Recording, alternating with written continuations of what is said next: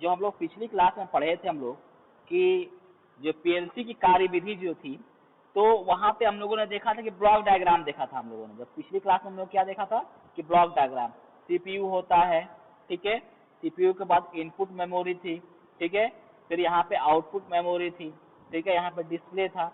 अब हम लोग उसका जो है ब्लॉक डायग्राम देखें, यहाँ पे हम लोग उसका चित्रित रूप देखेंगे, है ना, कि कैसे उसको जो है चित्र के माध्यम से दिखाया गया है, जो हमारे रियल लाइफ में उसको दिखाई देती है, ठीक है।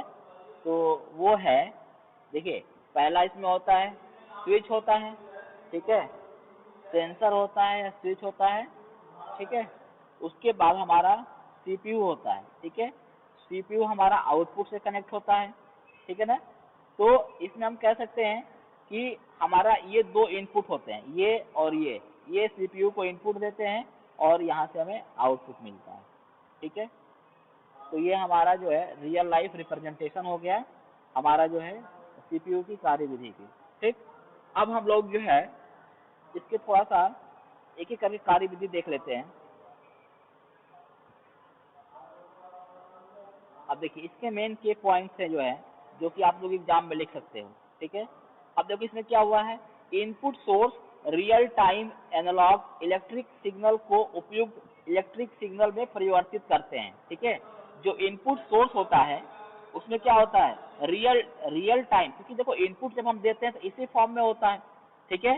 तो इसको जो है कन्वर्ट किया जाता है इसके डिजिटल फॉर्म में, ठीक है, इस तरीके से।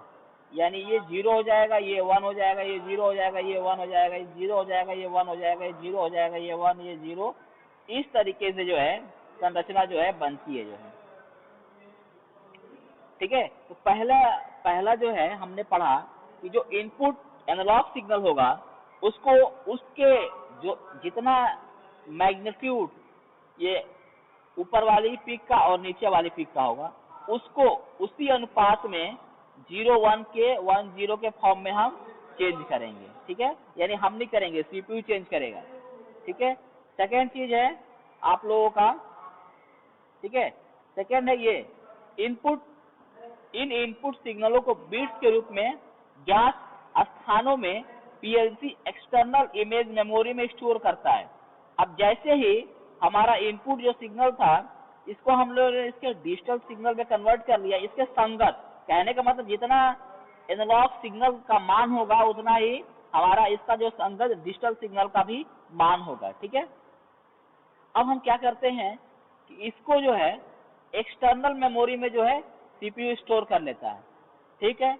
उसके बाद हमारा जो है तीसरा इसका पॉइंट है कार्यविधि का कि कंट्रोल लॉजिक या प्रोग्राम इंस्ट्रक्शन प्रोग्रामिंग डिवाइस पर सिंबलस, ये याद रखना आप लोग, सिंबलस के माध्यम से या मेनोमोनिक्स के माध्यम से लिखे जाते हैं और यूजर मेमोरी में स्टोर होते हैं।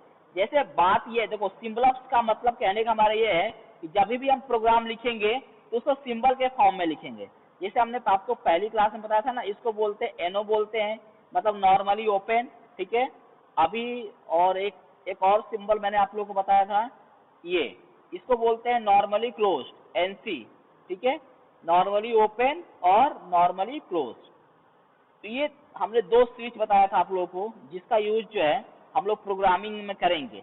मेनोमोनिक्स का मतलब होता है सिंबल के फॉर्म में प्रोग्रामिंग करना, ठीक है। मतलब इसमें हम टेक्स्ट नहीं लिखेंगे, इसमें हम सिर्फ सिंबल बनाएंगे, मोटर का सिंबल बनाएंगे, स्विच का सिंबल बनाएंगे, है ना, और फैन का सिंबल बनाएंगे। तो ये हमारी आउटपुट डिवाइसेस होती हैं, तो इनका सिंबल बनाकर हम प्रोग्रामिंग करेंगे, ठीक है। अब हम जो है फोर्थ पॉइंट पे आते हैं, ठीक है।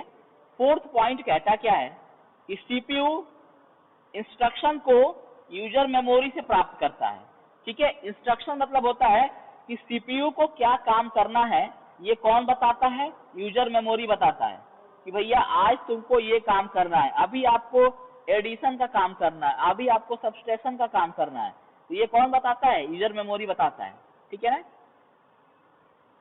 अब हम लोग अगला पॉइंट देखते हैं,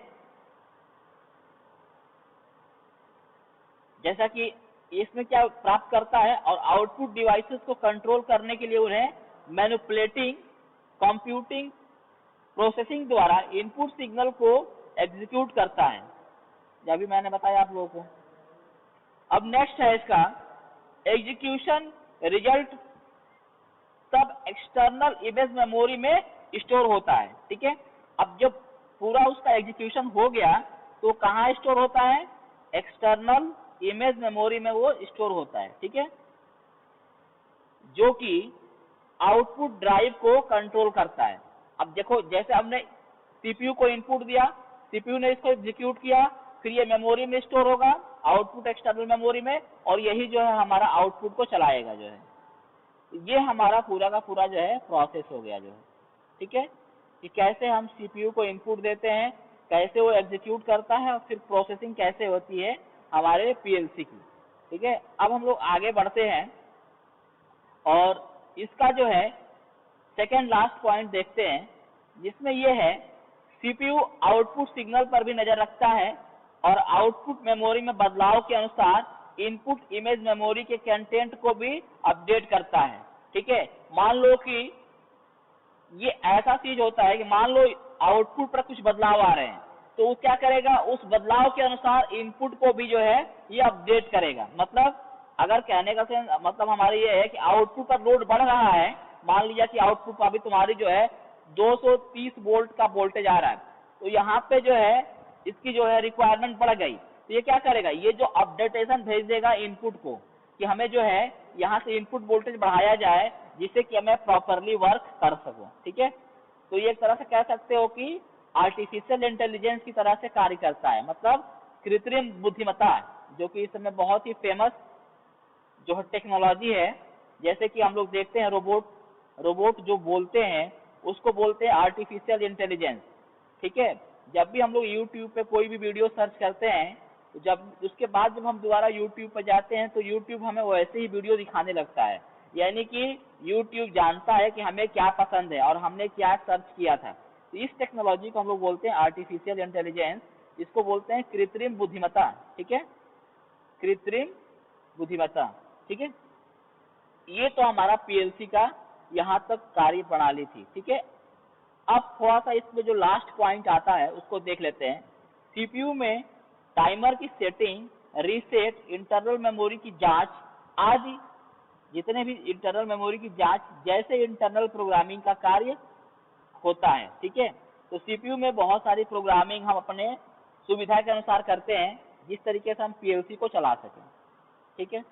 अब इस समय हो क्या रहा है कि जनरली मैं आप लोगों को कई बार बता चुका हूं कि कोई भी मैन्युफैक्चरर या कंपनी का मालिक जो होता है वो मैन मेड लेबर रखना नहीं चाहता है। क्यों नहीं चाहता है? क्योंकि एक तो उसके डिस्प्यूट्स होते हैं कि वो अपना बेस मांगता है, हमेशा मालिक और कर्मचारी में मनमुटाव की पोजीशन रहती है। अगर मान लो एक दिन कर्मचारी नहीं आया काम करने, उसकी वजह से कंपनी को लॉस होते हैं, कर्मचारी को तमाम तरह के भत्ते देने पड़ते हैं, ठीक है। तो उसको देखते हुए क्या कंपनी के जो कंपनियां जो है वो करती क्या है कि वो चाहती है कि हमारा सिस्टम ऑटोमेटिक हो जाए, क्योंकि ऐसा तो है नहीं ना, एक लेबर को आप रखोगे तो वो 8 ही घंटे काम करेगा, 10 घंटे काम करेगा, लेकिन मशीन तो 24 घंटे काम करेगी, ठीक है। उससे क्या होगा, आपका प्रोडक्शन बढ़ेगा, लेकिन मजदूर वगैरह भाई क्या करेंगे, जो भी इंजीनियर, जो भी आपके मैन लेबर होते हैं वो क्या थोड़ा बहुत आराम भी करते हैं, उनको रिलैक्सेशन चाहिए, लेकिन मशीन को कोई जरूरत नहीं है, ठीक है, जब तक वो बिगड़े ना। इस तरीके से उनका इफिशियंसी भी हाई होता है और कंपनियों को प्रॉफिट भी ज्यादा होता है। मतलब उसको जो प्रोडक्शन पे जो कॉस्ट होती है उस कॉस्ट को जो है ये जो पीएलसी जो है बहुत कम कर देता है, ठीक है। तो अब आइए हम लोग ये देखते हैं कि हमारे दैनिक जीवन में पीएलसी का यूज कहाँ कहाँ होता है, ठीक है।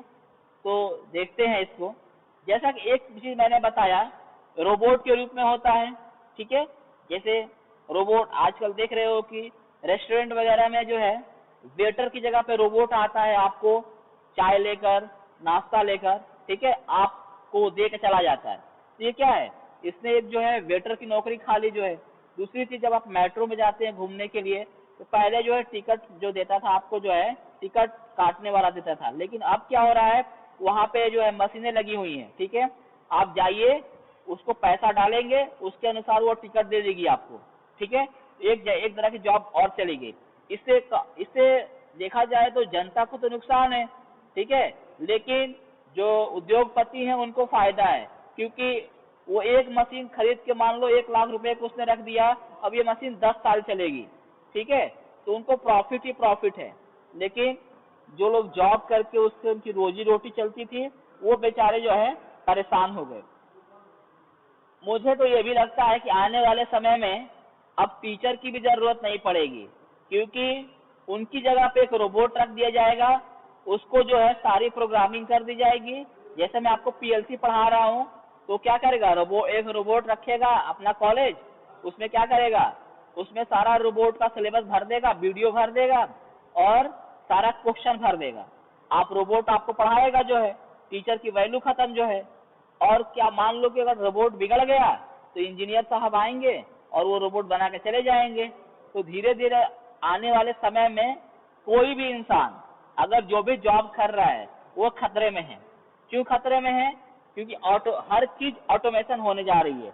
क्या आज से 10 साल पहले 2008 में या 10 में आप लोगों ने ये क्या सोचा था कि हम जो है इंटरनेट से पढ़ाई करेंगे, या जो है हम लोग जो है घर बैठे बैठे इंटरनेट बैंकिंग कर लेंगे, बैंक जाने की जरूरत नहीं पड़ेगी, सब कुछ घर बैठे बैठे हो जाएगा?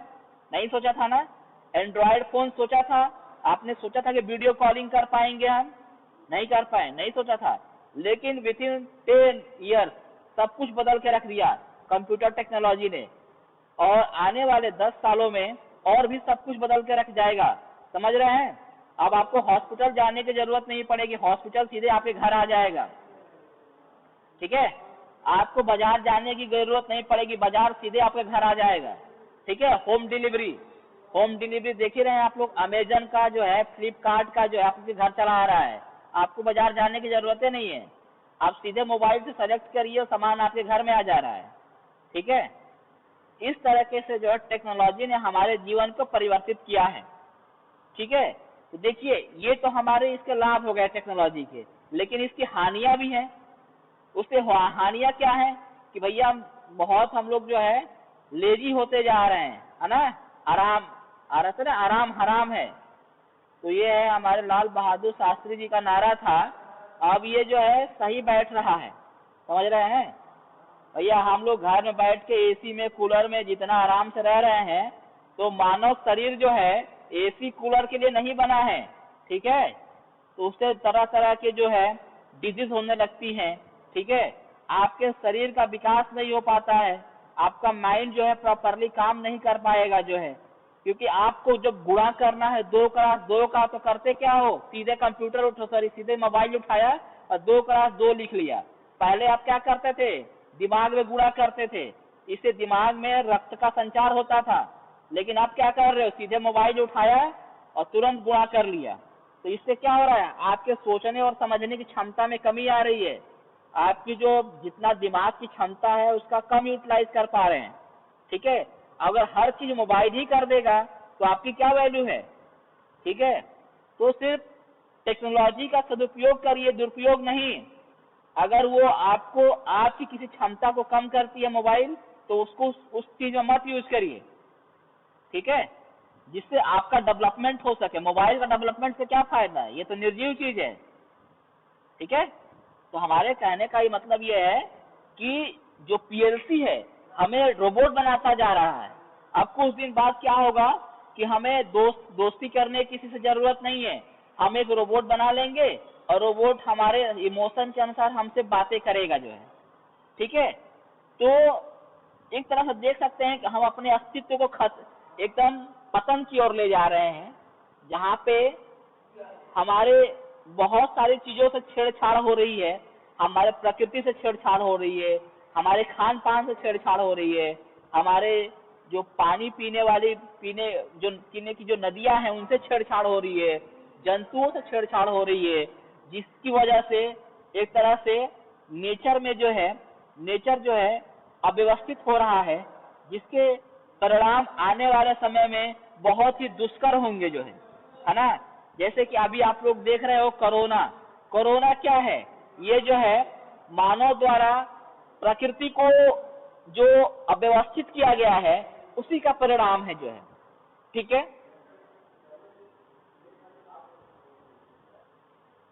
अब जो है हमारा जो पीएलसी का जो है फर्स्ट यूज है ट्रैफिक सिग्नल में। ठीक है, देखो जब भी हम लोग जो है ट्रैफिक पर रुकते हैं तो हमारा इसमें क्या होता है, टाइमर सेट होता है कि 7 सेकंड बाद जो है येलो लाइट जलेगी। ठीक है, 30 सेकंड बाद जो है ग्रीन जलेगी। ठीक है, और 20 सेकंड बाद जो है कौन सी जलेगी, येलो, ग्रीन और रेड जलेगी। ठीक है, तो ये क्या होता है, इसमें एक पीएलसी लगी होती है। जैसा कि हमने आपको पहले लेक्चर में बताया था कि 2 तरह की पीएलसी होती है। ठीक है, कौन कौन सी याद है किसी को? एक होती है कॉम्पैक्ट पीएलसी और एक होती है मॉड्यूलर पीएलसी। जो कॉम्पैक्ट पीएलसी होती है वो छोटी होती है, जिसको कि हम स्ट्रीट लाइट में लगाते हैं। ठीक है, और मॉड्यूलर पीएलसी होती है जो बहुत, आप लोग जब पावर हाउस जाते हैं तो वहां पर मॉड्यूलर पीएलसी आपको दिख जाएगी। ठीक है, तो वो होती है।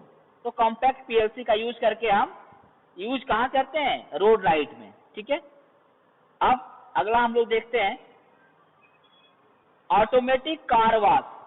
अब देखो कार वॉश, जब कार की धुलाई होती है वहां भी जो है कल वहां पे पीएलसी लगी होती है कि कितने सेकंड में ये मोटर चलेगी, कितना सेकंड उसका शीशा साफ होगा, कितने सेकंड तक उसका पहिए को साफ करना है, तो सब वहां पे मोटर लगी रहती है। उसके अनुसार वो पीएलसी में उसकी प्रोग्रामिंग की जाती है और उसका काम होता है। ठीक है, तो ये पीएलसी का यूज करके इसका हम प्रयोग करते हैं। ठीक है, अब नेक्स्ट है आप लोग का जो है एलिवेटर। लिफ्ट आप लोगों ने देखा है, लिफ्ट में जब हम लोग चढ़ते हैं तो क्या करते हैं, यहाँ पे उसके बगल में बटन होते हैं, हमें फर्स्ट फ्लोर पर जाना है, सेकंड पे जाना है, थर्ड पे जाना है, फोर्थ पे जाना है, फिफ्थ पे जाना है, सिक्स्थ पे जाना है। तो जो भी हम बटन दबाते हैं लिफ्ट जो है चलने लगती है। तो ये सिर्फ पीएलसी के थ्रू ही होता है। ठीक है, देखिए ये दिया हुआ इमेज में। ठीक है,